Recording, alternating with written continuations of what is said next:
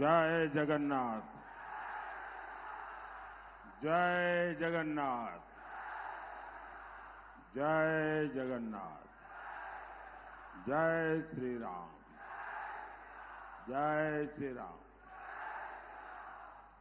एठी उपस्थित समस्त मान्यगण व्यक्तिन को मोर नमस्कार। देवी मां चामुंडा, चंडी मंदिर, डमडमणी पीठ, मां भट्टारिका, प्रभु नीव माधव की इस पवित्र धरती पर आप जनता जनार्दन के दर्शन करके मेरा जीवन धन्य हो गया। इतनी बड़ी संख्या में माताएं बहनें आई हैं। हमारे नौजवान जो फर्स्ट टाइम वोटर है वो तो उमंग से भरे हुए नजर आ रहे हैं। आपका उत्साह, आपका जोश ये दिखा रहा है कि 25 साल बाद ओडिशा नया इतिहास रचने जा रहा है। ओडिशा में 10 जून को भाजपा का पहला सीएम शपथ लेगा, ये तय है। और आपके आशीर्वाद से तीसरी बार मोदी सरकार दिल्ली में शपथ लेगी, ये भी तय है। भाइयों और बहनों, कटक देश के सबसे पुराने शहरों में से एक है। यहां इतिहास भी है, विरासत भी है। यहां नेताजी सुभाष चंद्र बोस, उत्कल गौरव, मधुसूदन दास, उत्कल मणि, गोपबंधु दास, उत्कल केसरी, हरे कृष्ण महताब, ऐसे अनगिनत महानुभावों की प्रेरणा है। ये आधुनिक शिक्षा की नगरी है। ये विकसित भारत का सामर्थ्य बढ़ाने वाली धरती है। साथियों, जिस कटक का, जिस ओडिशा का इतना बड़ा महत्व है, उसे क्या कोई ऐसा व्यक्ति संभाल सकता है जिसको ओडिशा की संस्कृति की समझ न हो,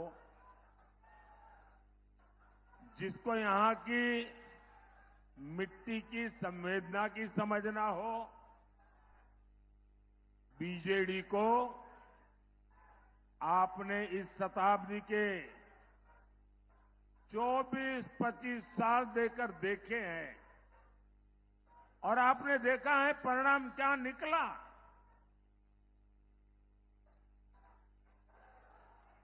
अब अगले 25 वर्ष उड़ीसा के विकास के लिए बहुत जरूरी है। यहां बहुत सारे लोग अपने कुछ न कुछ चित्र, पेंटिंग लेकर के आए हैं। जरा एसपीजी के लोग सारा कलेक्ट कर लीजिए। जो नौजवान और बच्चे कुछ लाए हैं, पीछे अपना नाम पता लिख दें, मैं जरूर आपको चिट्ठी भेजूंगा।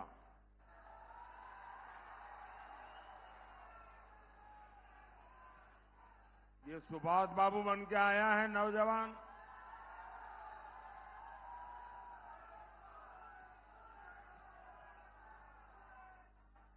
बोलिए भारत माता की, भारत माता की। जिसको जो देना है अभी दे दो, बाद में मुझे कोई रह जाए ऐसा न हो।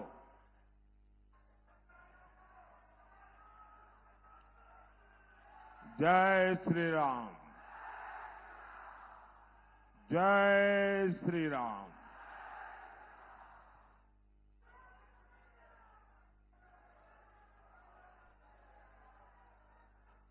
साथियों, ओडिशा को अब बीजेडी की स्लो सब रफ्तार सरकार पीछे छोड़कर डबल इंजन वाली भाजपा सरकार चुननी है। और मेरा आपसे आग्रह है, अभी मीडिया वालों ने, कुछ लोगों ने शुरू कर दिया है कि यहां हंग असेंबली बनेगी, हंग असेंबली बनेगी। ये सरासर गपबाजी है। यहां भाजपा की पूर्ण बहुमत वाली सरकार बनने वाली है और भाजपा ही अगले 25 वर्ष में ओडिशा को विकास की नई ऊंचाई पर पहुंचाएगी। साथियों, ओडिशा बीजेडी के भ्रष्टाचारी रैकेट से यहां के लोग तंग आ गया है। जो बीजेडी चिट फंड जैसे फर्जीवाड़े से गरीब लोगों को धोखा देती है, वो बीजेडी ने ओडिशा को क्या दिया?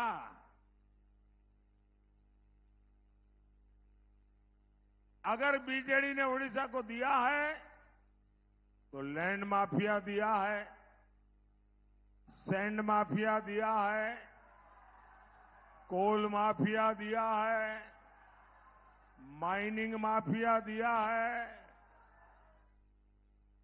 और बीजेडी के विधायक और मंत्री 24/7 इसी में लगे हुए हैं। अब ऐसे में यहां इंफ्रास्ट्रक्चर का विकास संभव है क्या? संभव है क्या? यहां इन्वेस्टमेंट आ सकता है क्या? यहां रोजगार बन सकता है क्या? मैं तो हैरान हूं। मेरे यहां गुजरात में शायद उड़ीसा का कोई ऐसा ब्लॉक नहीं होगा वहां के लोग गुजरात में आकर के रोजी रोटी न कमाते हो। जो प्रदेश इतना समृद्ध है, उस प्रदेश को ऐसे बर्बाद करने वाले लोगों को ये चुनाव तो सजा करने के लिए चुनाव है। उन लोगों को, भाई और बहनों, बीजेडी सरकार कैसे काम करती है, इसका कच्चा चिट्ठा अब जनता के सामने आ रहा है। जब से मोदी सरकार बनी है, तब से ओडिशा के विकास के लिए मैंने रिकॉर्ड पैसा दिल्ली से भेजा है। पहले टैक्स का जितना पैसा केंद्र सरकार से उड़ीसा को आता था, मोदी ने उससे 3 गुना ज्यादा पैसा उड़ीसा को दिया है। कांग्रेस की सरकार के दौरान जब पुरानी खनन नीति थी, तब उड़ीसा को करीब 5,000 करोड़ रुपए मिलते थे। मोदी ने नई खनन नीति बनाई। आज ओडिशा को खनन से ही लगभग 50,000 करोड़ रुपए की आय हो रही है। अब आप सोचिए, कांग्रेस के जमाने में 5,000 करोड़, मोदी के जमाने में 50,000 करोड़ रुपया यहां मिलता है। इसके अतिरिक्त डिस्ट्रिक्ट मिनरल फंड के तहत भी उड़ीसा को 26,000 करोड़ रुपए से अधिक मिल चुके हैं। यानी मोदी सरकार यहां पहले के मुकाबले कई गुना ज्यादा पैसे भेज रही है। लेकिन उड़ीसा में बीजेडी की भ्रष्ट सरकार इस पैसा का गोलमाल कर रही है। मैं उड़ीसा के करीब करीब हर जिले में जा चुका हूं। यहां सड़क, बिजली, पानी, स्कूल, कॉलेज, अस्पताल, हर चीज का अभाव है। तो ये पैसा किसकी जेब में गया? यहां कटक में ही देखिए, जल भराव का कितना बड़ा संकट हर साल रहता है। मैं यहां हाईवे के, रेलवे के इतने सारे प्रोजेक्ट भेजता हूं, लेकिन बीजेडी के नेताओं को जब तक कट कमीशन नहीं मिलता, तब तक वो हर प्रोजेक्ट को लटकाए रखते हैं। बीजेडी नेता अपने करीबी ठेकेदारों को ही ठेके दिलवाकर आपको हर तरफ से लूट रहे हैं। आप मुझे बताइए, उड़ीसा के साथ ये जो लूट चल रही है, ये लूट बंद होनी चाहिए क्या? ऐसा नहीं दोनों हाथ ऊपर करके पूरी ताकत से बताइए। ये लूट बंद होनी चाहिए, ये लूट बंद होनी चाहिए। ये लूट कौन बंद करेगा? ये लूट बंद कौन करेगा? ये लूट कौन करेगा? मोदी मोदी मत करो, ये आपका एक वोट है ना, वो ये लूट बंद करेगा। आपके वोट की ताकत है जो उड़ीसा का भाग्य बदल सकती है। भाइयों और बहनों, बीजेडी के इस भ्रष्टाचार का बहुत बड़ा नुकसान हमारे नौजवानों का ही हो रहा है। यहां से नौजवानों को पलायन करना पड़ता है। बीजेडी सरकार यहां निवेश के लिए उचित माहौल नहीं बना पाई। एक माफिया है, एक माफिया है जो हर सेक्टर पर कब्जा करके बैठा हुआ है। और वो माफिया ऐसा है कि यहां कंपटीशन आने ही नहीं देता। 10 जून को हमारी सरकार आने दीजिए, भाजपा सरकार इस माफिया की कमर तोड़ने वाली है। साथियों, मोदी सरकार शिक्षा, कौशल, विकास और आत्मनिर्भर भारत पर बल दे रही है। 10 साल में ओडिशा को IIM, IISER Brahmapur, institute of chemical technology Bhubaneswar, ऐसे अनेक संस्थान मिले हैं। टेक्नोलॉजी और टेक्सटाइल से लेकर इथेनॉल तक हर सेक्टर में मोदी सरकार ने बड़े लक्ष्य रखे। इससे कटक में भी उद्योगों की संभावनाएं बढ़ेगी। और अभी हमारे मित्र मेहताब जी मुझे बता रहे थे कि यहां पहले इतने उद्योग थे, एक के बाद सबको ताले लग गए। यहां का आर्थिक जीवन तबाह हो गया है और इससे यहां के नौजवानों को सबसे ज्यादा नुकसान हुआ है।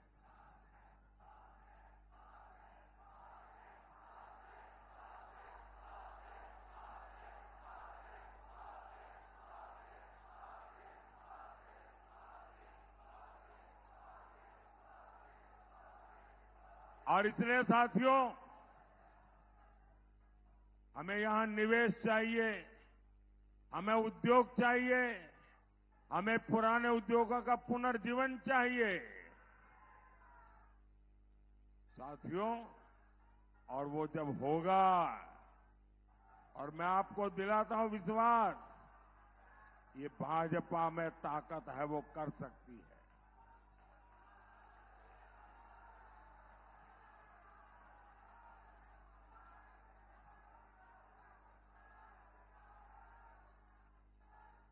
मैं उड़िया वासियों को वादा करता हूं, मेरे पास लंबे समय तक एक राज्य को चलाने का अनुभव है। भले मैं दिल्ली में प्रधानमंत्री रहूंगा, लेकिन उड़ीसा में जो बीजेपी का मुख्यमंत्री बनेगा, उड़ीसा में जो बीजेपी की सरकार बनेगी, उसको कभी भी कोई तकलीफ नहीं आने दूंगा।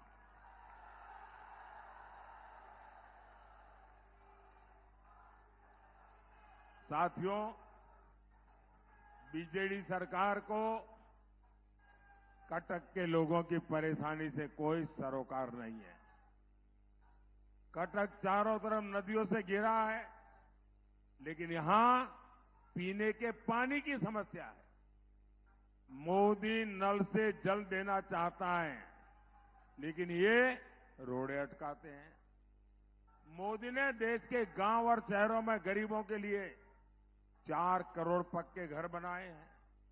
आने वाले समय में 3 करोड़ नए घर बनाने की गारंटी दी है। ओडिशा में भी करीब 30 लाख गरीबों के नए घर बने हैं। लेकिन बीजेडी आपके लिए नए घर बनाने में लगातार अड़चनें पैदा कर रही है। गरीब को पक्का घर मिलने से रोके, ऐसा काम आपका दुश्मन ही कर सकता है। भाइयों बहनों, आप यहां डबल इंजन की भाजपा सरकार बनाएंगे तो आपका बिजली का बिल 0 होगा।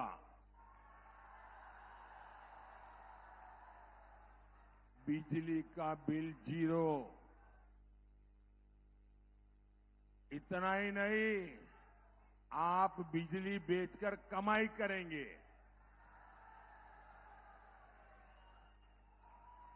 और ये कमाल मोदी सरकार की जो पीएम सूर्यघर मुफ्त बिजली योजना से है, उससे होगा। और उसकी रजिस्ट्री चल रही है। आप अभी भी रजिस्ट्री करवा सकते हैं ऑनलाइन जाकर के। घर की छत पर सोलर पैनल के लिए मोदी सरकार आपको 75,000 रुपये से ज्यादा देगी हर घर के ऊपर। और अतिरिक्त बिजली भाजपा सरकार यहां जो बनेगी, वो आपसे खरीदेगी। अब मुझे बताइए, आपको डबल मुनाफा हुआ कि नहीं हुआ? डबल फायदा हुआ कि नहीं हुआ? पैसे की बचत हुई कि नहीं हुई? वो पैसे आपके बच्चों के काम आएंगे कि नहीं आएंगे? साथियों, उड़ीसा भाजपा ने माताओं बहनों के लिए जो गारंटियां दी है, आज उनकी पूरे देश में चर्चा हो रही है। सुभद्रा योजना से माताओं बहनों को बहुत मदद मिलेगी। आप कल्पना कीजिए, 10 साल पहले तक माताओं बहनों के बैंक खाते तक नहीं थे। अब ऐसी ऐसी शानदार योजनाएं भाजपा हमारी माताओं बहनों के नाम पर ला रही है। मोदी की एक और गारंटी, देश की 3 करोड़ बहनों को लखपति दीदी बनाने का मेरा संकल्प है। 3 करोड़ लखपति दीदी बनेगी। आप कल्पना कर सकते हैं हमारी इकोनॉमी कितनी तेज चलेगी। लखपति दीदिया ने हर साल 1 लाख रुपए से ज्यादा की आय, और वो भी स्वाभिमान के साथ। आशा और आंगनवाड़ी से जुड़ी बहनों के लिए भी उड़ीसा भाजपा ने बहुत बड़ी घोषणा की है। आंगनवाड़ी से जुड़ी बहनों को 12,000 रुपए तक की सैलरी मिलेगी, ये उड़ीसा भाजपा ने कहा है। इसके साथ साथ जब यहां आयुष्मान योजना लागू होगी तो कटक के किसी भी परिवार को अपने बुजुर्गों के इलाज के लिए कोई चिंता नहीं करनी पड़ेगी। ये दिल्ली में जो बैठा है ना, वो करेगा। बुजुर्गों को मुफ्त इलाज की गारंटी, ये मोदी की गारंटी है। भाइयों और बहनों, विकास और विरासत ये भाजपा का एजेंडा है।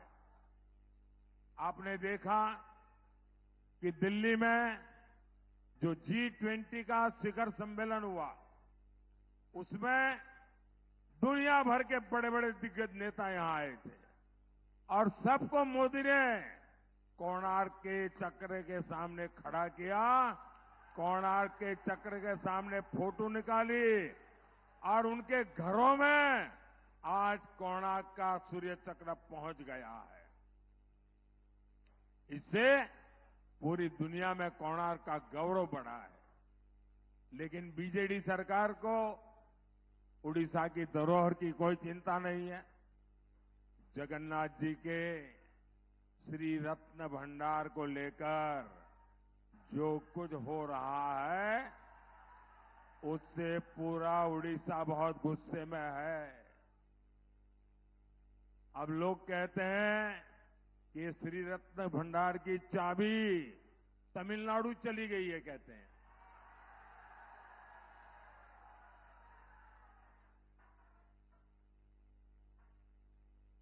अभी किसने भेजी है भाई तमिलनाडु? ये तमिलनाडु कौन ले गया है? कौन ले गया है? ऐसे लोगों को माफ करोगे क्या?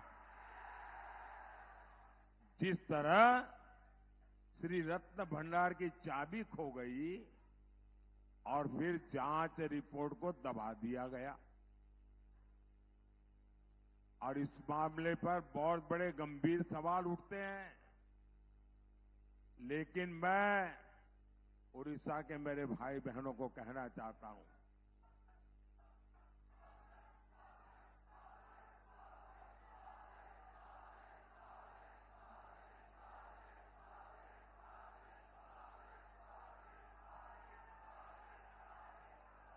साथियों, ये मोदी है। मैं सोमनाथ की धरती से आया हूं, जगन्नाथ की धरती की पूजा कर रहा हूं, और मेरे लिए जितने भगवान सोमनाथ दादा के आशीर्वाद है, इतने ही महाप्रभु जगन्नाथ जी के आशीर्वाद है। मुझ पर सोमनाथ दादा का भी कर्ज है, मुझ पर महाप्रभु जगन्नाथ जी का भी कर्ज है। और इसलिए मैं उड़ीसा के एक एक नागरिक को गारंटी देता हूं, आप आश्वस्त रहिए, यहां भाजपा सरकार बनते ही ये चाबी का राज खोला जाएगा।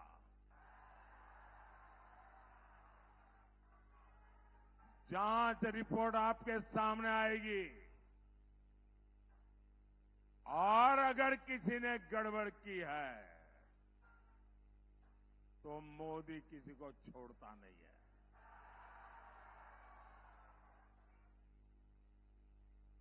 भाइयों और बहनों, ये चुनाव उड़ीसा के विकास और उड़िया गौरव को बचाने के लिए है। इसलिए ये जितने भी हमारे साथी एमएलए का चुनाव लड़ रहे हैं, उन सबको चुन करके हमें उड़ीसा की सरकार, भाजपा की सरकार बनानी है। सारे एमएलए के उम्मीदवार आगे आ जाएं, एमएलए के उम्मीदवार आगे आ जाएं। ये चुनाव देश को एक मजबूत सरकार देने का भी है। इसलिए कटक से मेरे मित्र भर्तृहरि महताब जी को इस बार बहुत बड़ी लीड से दिल्ली भेजना है और इनको मिला हर वोट सीधा सीधा मोदी के खाते में आएगा। तो ज्यादा से ज्यादा मतदान कराएंगे, हर पोलिंग बूथ जीतेंगे। बोलिए भारत माता की, भारत माता की, भारत माता की। बहुत बहुत धन्यवाद।